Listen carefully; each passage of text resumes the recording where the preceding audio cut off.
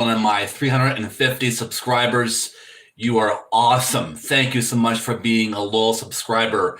I wanted to be here with you on Thursday, March 24th, and I had technical computer difficulties. So I apologize for not being on here this past week and the week of St. Patrick's Day.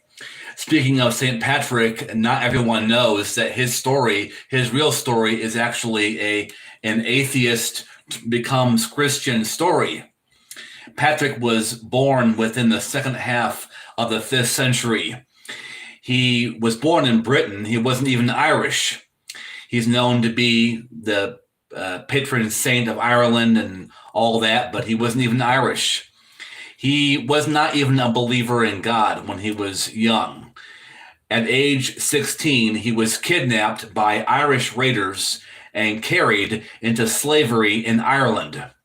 He spent 6 bleak years as a herdsman.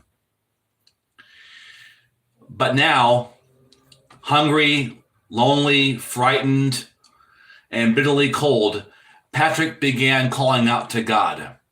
Patrick began seeking a relationship with God. He began calling out to God that he wasn't sure even existed. And he kept talking to God and praying the first year, and he never got a chance to escape in that first whole year. Second year, third year, Patrick continues to call out to God and try to believe in God, but still no escape. Patrick continues to pray and call out to God in his third year in captivity, his fourth year. He continued to pray and pray, as he wrote in his book, Confessions. I would pray constantly during the daylight hours, and the love of God surrounded me more and more. As time went by as a captive in Ireland, he just learned to rely and trust in God, even though there was no immediate escape. There was no great escape for Patrick in those 5 and 6 long years.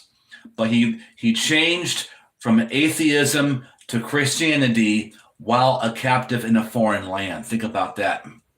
Finally, in the 6th year, he said that God spoke to him in a dream, saying, "Your hungers are rewarded. You are going home. Look, your ship is ready."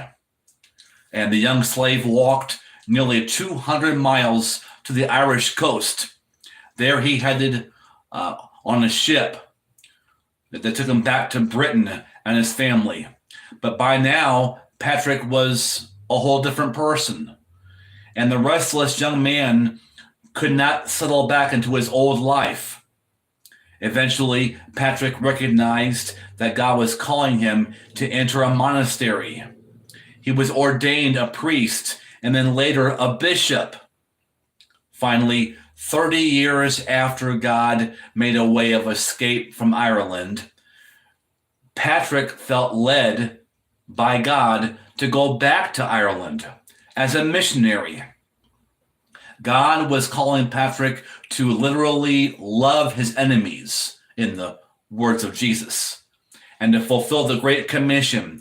Matthew 28 says, Go therefore and make disciples of all the nations, baptizing them in the name of the Father and the Son and the Holy Spirit, and teach them to obey and observe all the things that I have commanded you.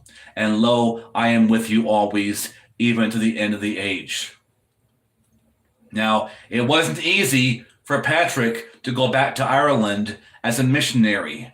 The people of Ireland at that time were not open-minded to a new faith. The Irish of the 5th century were pagan, violent, and a barbaric people. Human sacrifice was common. But when Patrick went back there, God gave him the courage, the strength, the fortitude to keep on sharing the gospel. And he used a shamrock and a clover to illustrate God being 3 in 1, Father, Son, Holy Spirit. And Patrick knew the danger, and he wrote in his book, I am ready to be murdered, betrayed, enslaved, whatever may come my way. Patrick's love for the Irish shines through in his writings. He worried constantly not just for their spiritual welfare, but their physical welfare as well. And the result, a long story made short, St. Patrick pretty much converted the entire nation of Ireland to Christ. So this is a week after St. Patrick's Day. I'm sure you wore green. Now we realize that St. Patrick's Day is much, much more than wearing green and leprechauns and parades. The man, Patrick, much like the original St. Nicholas, St. Patrick earned his sainthood. He earned being honored with a holiday every year. He earned being a saint. He was a bold man who began as a very young atheist for 6 years in captivity as a slave in a foreign land. He cultivated his relationship with God. So wherever you are in your life, you also can establish and build and cultivate your relationship with God. So call out to God. He's there for you. And you know, Patrick called out to God for 6 long years. In year 1 and year 2, no escape. Year 3, year 4, no escape. Year 5 and year 6, during those years, Patrick could have easily said, this God stuff doesn't work. I'm going to go back to atheism. If that would have happened, he would have missed out on what God had for him. This awesome adventure of being Patrick the missionary, Patrick the priest, the bishop who converted Ireland to Christ. So if you have been praying and praying and waiting for God to move on your behalf, never ever give up. Don't back down. Don't think God's not on your side. Don't revert back to atheism. It's not worth it. Atheism is intellectually bankrupt. No, stay with God. As it says in Proverbs 3, verses 5 and 6, trust in the Lord with all your heart. Do not lean on your own understanding. In all your ways, which means in every area of your life, acknowledge him, and he will make your paths straight. Didn't say easy, but straight. And Patrick is a hero. He was a warrior. He's a champion of life and of Christ because he hung in there. He stayed strong. Those 6 years of slavery in Ireland prepared him, made him strong enough to endure whatever barbaric, violent stuff he encountered when he went back as a missionary.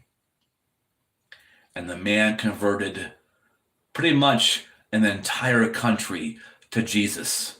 God has great things in store for you and I. Never, ever give up. Your faith is not in vain. God sees you. God values you. You're worthwhile in God's sight. When you don't get the results to your prayer immediately that you expected, never, ever give up. He's not gone. He's not avoiding you. You're not forgotten. God's right there with you. Keep on keeping on. Keep the faith. Stay true to God, true to yourself. Keep living your life, being your best self. Persevere, persist, be consistent, and courageous. And you will see the blessings and rewards of God unfold in your life. Thank you for watching. My technical problems with my computer and my phone have been all worked out, so I'll be here more often with you to share more with you. I want to hear also from you. So if you have comments, questions, prayer requests, or praise reports, please share them down below in the comment section.